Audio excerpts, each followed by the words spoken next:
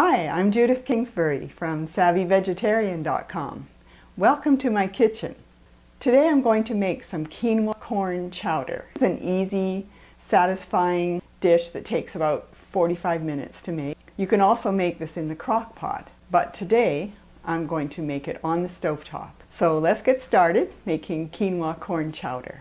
First thing I'm going to do is rinse my quinoa and set it aside to drain.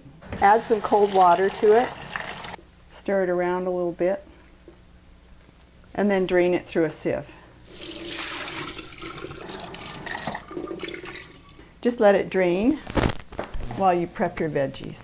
I'll start with the onion and garlic. I'm just going to need about half of this onion, I think. So I'm just going to dice the onion and rough chop it. You can add as much garlic as you want. A couple of cloves is good enough for me. I'm going to mince this, or add some oil to the pan to heat up while I'm chopping things. Using a tablespoon. Let's chop the jalapeno. Now the recipe calls for a whole jalapeno, but if you don't like things as hot, you can just use half, or you can leave it out altogether. I'm just going to dice this. I always have to remind myself to keep my fingers out of the way. But the seeds, when you take the seeds out of the jalapeno, I think you take a lot of the heat out of it. Yeah, I think that's true. Yeah. Still, for someone who's sensitive to heat, it's going to be hot enough. Yeah. And you can use a hotter chili pepper too. Jalapenos are fairly mild. Okay, I'm just going to slice the celery thin. This calls for 2 medium potatoes, but I'm using 1 large one. But for aesthetic reasons, I want to peel this potato. I'm going to slice this in cubes. Keep a good grip on it. Lay it on the cut edge so it won't wiggle around. I've got my pan on low with a tablespoon of oil in it. I'm going to add my onion, saute that first, just until it gets soft. Now I'm going to add the garlic, the jalapeno, and the celery. The hotter you have your pan, the faster it'll cook, but the more danger that it'll burn. Now my onion's turning transparent. That's a good thing. I have here 2 teaspoons of coriander, half a teaspoon of cumin, and half a teaspoon of smoked paprika. I'm going to fry those for a minute. Right, now I'm going to add 4 cups of soup stock. This is unsalted vegetable soup stock that I made myself. You can use any kind of stock that you like in this. If it's salted though, you probably need to reduce the salt in the rest. Add the quinoa and the potato, the bay leaf. If you're using fresh green beans, you would have chopped those along with the potato and be adding them now. I was going to saute the red peppers with the jalapeno and the celery and garlic, but I forgot.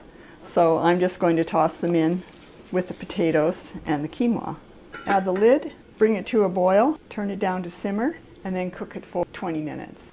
While that's cooking, I'll chop my cilantro. Okay, so it's 20 minutes. Let's see how we're doing. Oh yeah, that's looking good. So now we'll add the frozen corn, a whole package of it. A cup of frozen green beans.